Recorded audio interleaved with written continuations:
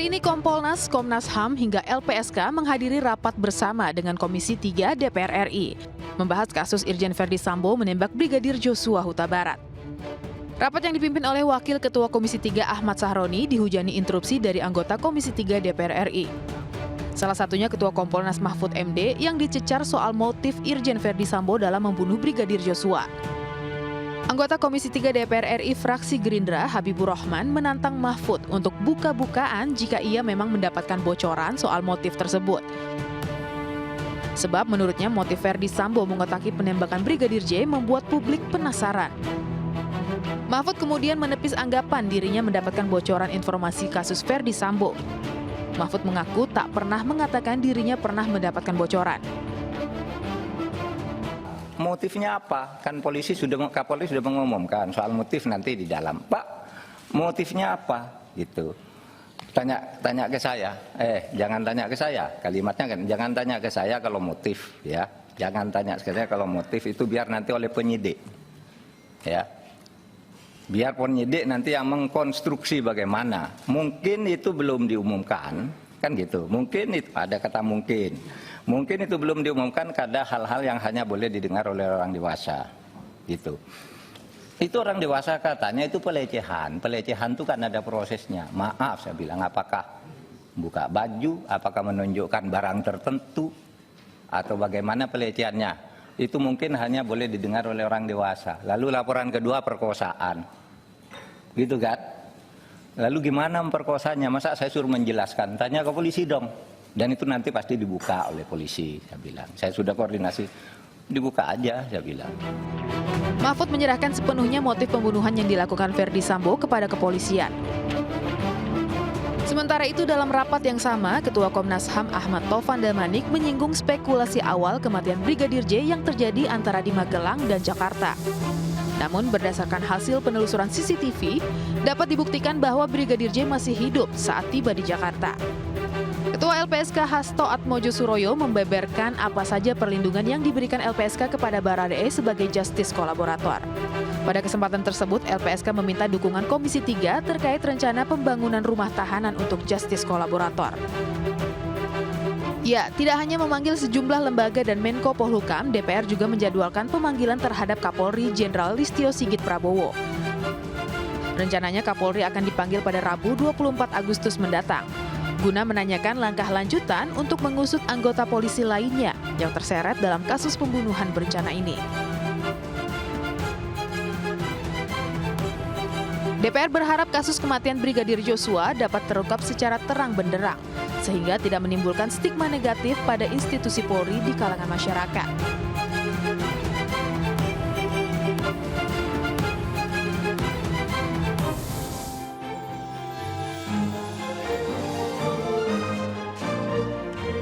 Selamat malam pemirsa, hari ini Kompolnas, Komnas HAM hingga LPSK menghadiri rapat dengar pendapat dengan Komisi 3 atau Komisi Hukum DPR.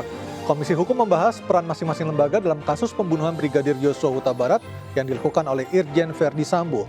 Benarkah Kompolnas dinilai lemah dalam melakukan pengawasan atau yang perlu adalah evaluasi besar-besaran di tubuh Polri? Saya Aryo Ardi, Anda menyaksikan MNC News Prime.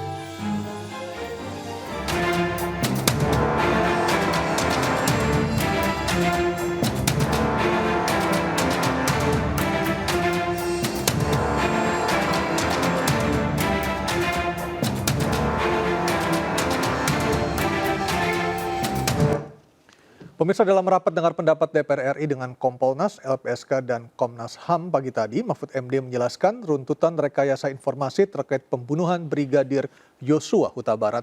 Ketegangan sempat terjadi saat anggota DPR meminta informasi bintang 3 yang akan mengundurkan diri dan juga saat mempertanyakan mengenai fungsi Kompolnas. Senarionya tanggal 17 Juli itu masih senario pertama, basis senarionya bahwa terjadi tembak-menembak. Sementara sudah beredar di luar. Ini Kompolnas dan Komnas HAM ini kok sepertinya tidak sensitif terhadap suara dari luar. Saya panggil Pak Beni Mamoto bersama Bu Pungki berdua ke rumah saya. Itu tanggal 24 saya panggil. Pak, gimana? perkembangannya. Anda yakin nih? Ya Pak, itu dari lapangan, kami dapat dari lapangan. Oke, penyelidikan lain apa? Ya belum, semuanya harus dari situ. Nggak boleh masuk, nggak boleh tanyain itu. Semuanya, oke, saya bilang. Ini ada isu di luaran, bahwa Kompolnas dan Komnas HAM, saya bilang Komnas HAM, maaf ya. Saya bilang ke Pak Bene maksud saya. Komnas dan Komnas HAM ini sudah di-steer oleh sebuah senario, saya bilang. Katanya udah ada yang dipanggil dan diarahkan untuk jawab gitu. Nah disitulah Bu Pungki lalu menjawab, itu saya Pak, katanya. Itu saya yang dipanggil oleh Pak Ferdi Sambo. Terus, ya dia hanya nangis saja bilang, Mbak Pungki, saya ini didolimi, istri saya dilecehkan. Kalau saya di sana saya tembak sendiri dia. Ini kata Mbak Pungki, nih Mbak Pungki. Udah ada kata tembak sendiri. Oke, saya bilang. Terus siapa lagi? Saya bilang. Saya dengar dari, karena sidang DPR ya, saya buka aja. Saya dengar dari Komnas HAM juga. Siapa? Khairul Anam katanya. Dan izin, Pak Mahfud. Iya. Kompolnas, Pak Mahfud sebagai Menko atau Ketua Kompolnas, yang dalam hal ini bisa panggil Komnas HAM itu alasannya apa? Atau memang wewenang tugas Bapak bisa panggil Komnas HAM beserta Kompolnas untuk itu? Oh enggak, saya enggak pernah manggil, koordinasi aja seperti dikatakan oleh Pak Taufan, kita koordinasi terus gitu. Nah, saya enggak manggil, Khairul Anam itu telepon dulu, nah, lalu dia mau ketemu, menjelaskan. Saya kira kalau itunya enggak terlalu penting lah, koordinasi kita sudah berjalan terus. Koordinasi biasa? Koordinasi biasa, tukar informasi biasa, sering ke rumah juga. Ya, yang saya tanya bukan Menko-nya Pak. Dan untuk mengetahui kondisi terkini di gedung DPR RI pasca rapat dengar pendapat antara Komisi 3 dengan LPSK, Komnas HAM dan juga Kompolnas, kita bergabung bersama reporter kami Camar Hainda di gedung DPR Senayan Jakarta. Camar, apa saja poin penting dari rapat dengar pendapat hari ini yang baru selesai sore tadi? Ya, baik, selamat malam Aryo dan juga pemirsa. Seperti diketahui, ini pihak dari Komisi 3 DPR RI baru saja menggelar dari rapat dengar pendapat ataupun RDP bersama dengan Kompolnas, Komnas HAM dan juga LPSK terkait dengan kasus pembunuhan Brigadir Nofriansah Yosua Huta Barat yang terjadi pada 8 Juli 2022. Terdapat beberapa poin penting yang tadi juga sudah disebutkan oleh pihak dari Komisi 3 DPR RI yang diwakili langsung oleh Ahmad Sahroni, yang mana ini menyebutkan bahwasanya Komnas HAM berhenti melakukan investigasi lanjutan karena proses penyidikan ini akan langsung dilimpahkan kepada pihak kepolisian yang dinilai sudah profesional dan juga sudah sesuai dengan aturan. Tadi untuk proses dari rapat dengar pendapat ini memang dilakukan dua sesi. Untuk sesi pertama dilakukan rapat dengar pendapat ini dimulai dari sesi pertama pada pukul 10 hingga dengan pukul 12.30 waktu Indonesia Barat. Kemudian juga isoma pada 12.30 hingga dengan pukul 2 sore dan dilanjutkan hingga dengan sesi 2 pada pukul 14 hingga dengan pukul 17.40 waktu Indonesia Barat. Dan tadi juga dihadiri oleh Menko Polhukam Mahfud MD, kemudian juga Ketua Komnas HAM Ahmad Taufan Damanik beserta dengan Ketua Harian Kompolnas Benny Mamoto.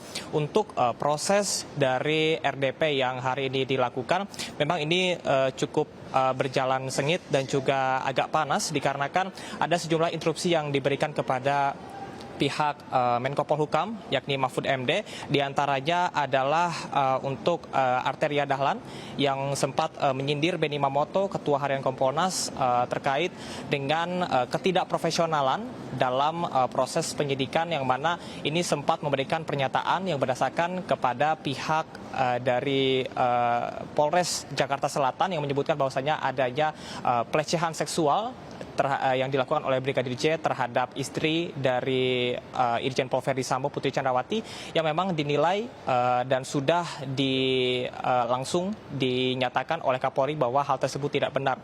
Kemudian juga Wakil Komisi 3 DPR RI, Despon J. Mahesa juga menyebutkan apakah peran dari Kompolnas ini penting atau tidak untuk kasus ini, dikarenakan memang adanya ketidakprofesionalan dalam tubuh Kompolnas dan dinilai memang Kompolnas ini tidak terlalu penting untuk penyelesaian kasus yang saat ini sedang berlangsung. Sementara demikian, Aryo, kembali ke Anda di studio. Baik, terima kasih Camar Haenda melaporkan seperti apa jalannya rapat dengar pendapat antara Komisi 3 dengan Kompolnas, Komnas HAM dan juga LPSK membahas tentang kematian Brigadir Yosua Huta Barat. Terima kasih Camar Haenda, laporan terbarunya dari gedung DPR. Selamat bertugas kembali. Dan pemirsa, kita akan melanjutkan siaran kita malam hari ini dengan sebuah paket berita dan juga dialog kami dengan anggota Komisi 3 yang tadi bertemu ataupun rapat bersama dengan Kompolnas, LPSK dan juga Komnas HAM.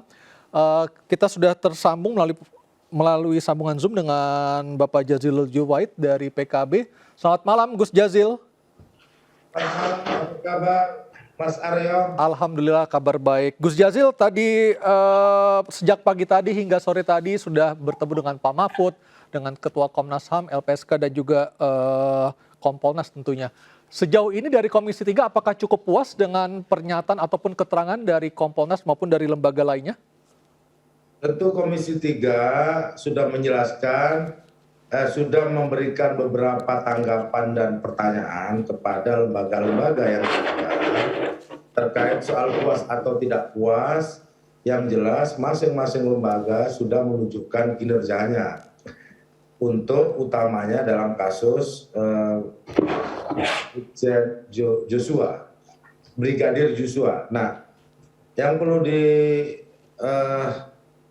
kita apresiasi bahwa kasus Brigadir Joshua sudah masuk pada track yang positif. Artinya sudah track yang benar, dan pada awalnya memang kasus ini simpang siur karena dianggap kasus pelecehan seksual, habis itu tembak-menembak, dan akhirnya kasus ini sudah terang. Apakah masih dibutuhkan lagi untuk rencana kunjungan Komisi 3 ke TKP, Gus Jazil? Saya pikir itu tergantung situasi. Karena apa? Karena tim khusus sudah bekerja secara baik. Yang penting Komisi 3 mendorong agar kasus ini segera dipercepat. Karena apa? Karena publik menunggu, dan kalau ini juga tersendat-sendat atau terlalu lama, maka citra kepada lembaga atau institusi kepolisian makin kurang baik. Baik, Gus Jazil, tadi ada juga pendapat dari Bang Benny Harman dari fraksi Partai Demokrat yang meminta Kapolri dinonaktifkan sementara. Hal tersebut merupakan sikap resmi dari fraksi Demokrat ataukah menjadi sikap resmi ataupun aspirasi yang berkembang di tengah anggota Komisi 3, Gus Jazil?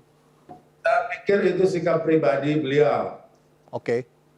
Jadi tidak ada arahan ataupun permintaan secara kolektif kolegial untuk meminta Kapolri untuk nonaktif sementara seperti itu, Gus? Tidak. Bahkan Komisi 3 memberikan dukungan yang banyak kepada Kapolri yang sudah melakukan tindakan yang tegas, yang sudah memproses penyidikan ini dengan serius, sehingga Komisi 3 memberikan dukungan. Utamanya fraksi-fraksi yang ada terkait dengan apa yang disampaikan oleh sahabat saya Pak Benny Harman. Saya pikir tidak ada salahnya ya, karena masing-masing anggota DPR punya hak untuk menyampaikan pendapat atau memberikan pandangan. Jadi sekali lagi saya tegaskan bahwa di Komisi 3 tidak ada keputusan atau kesimpulan rapat yang meminta mengaktifkan Kapolri. Baik. Gus Jazil, satu figur yang tentunya menjadi sorotan dari Komisi 3 dalam rapat hari ini adalah keberadaan Ketua Kompolnas sekaligus Menko Polhukam Pak Mahfud MD. Nah, sejauh ini dari sisi Komisi 3 apakah ada koreksi dari pernyataan-pernyataan Pak Mahfud yang disampaikan dalam rapat siang tadi? Saya pikir tadi karena banyak sudah disampaikan pertanyaan kepada Pak Mahfud, menurut saya clear apa yang disampaikan oleh Pak Mahfud, utamanya terkait dengan motif yang kemudian kita seakan-akan pernyataan Pak Mahfud merangsang spekulasi bahwa ini motifnya nggak layak untuk disampaikan karena hanya untuk orang dewasa. Itu kan hanya kemungkinan, makanya tadi Pak Mahfud menjelaskan di depan Komisi 3, semuanya nanti akan diserahkan pada proses penyidikan yang dilakukan oleh Tensub atau penyidik kepolisian. Nah nanti setelah, menurut saya, kenapa kita dorong supaya ini cepat, saya yakin nanti dalam proses penyidikan ini juga akan ada gelar perkara sekaligus konstruksi, sehingga tahu masing-masing yang ada proses rekonstruksi, sehingga tahu masing-masing peran dari 5 tersangka yang ada. Nah, tetapi juga ini juga diakui bahwa kasus ini tidak mudah, ada unsur peliknya karena memang ada yang disebut dengan obstruction of justice, ada semacam perusakan terhadap berbagai barang bukti atau pengakuan dari keterangan saksi-saksi yang itu dianggap dalam tanda kutip bohong. Nah, tapi alhamdulillah tadi dari pihak Komnas HAM menyampaikan bahwa CCTV asli kejadian itu sudah ditemukan. Nah, kalau CCTV itu sudah ditemukan, maka akan lebih memudahkan pihak penyidik untuk kemudian melihat runutan siapa pelaku dan siapa yang merencanakan kasus terbunuhnya Brigadir ini. Gus Jazil, kasus terbunuhnya ataupun tewasnya Brigadir Joshua Huta Barat ini tentunya juga mempunyai implikasi politik. Dan DPR sebagai lembaga politik tentunya diharapkan juga mempunyai ataupun memberikan backup politik. Konkretnya seperti apa backup politik yang diberikan kepada Kapolri maupun kepada Kompolnas sendiri ataupun kepada lembaga lainnya, Gus Jazil dari Komisi 3? Justru Komisi 3 memberikan dorongan kepada semua mitra, kepolisian, LPSK, Kompolnas untuk bekerja dengan penuh tanggung jawab sesuai dengan mandat dan tugas masing-masing, utamanya terkait dengan kasus Brigadir Joshua ini.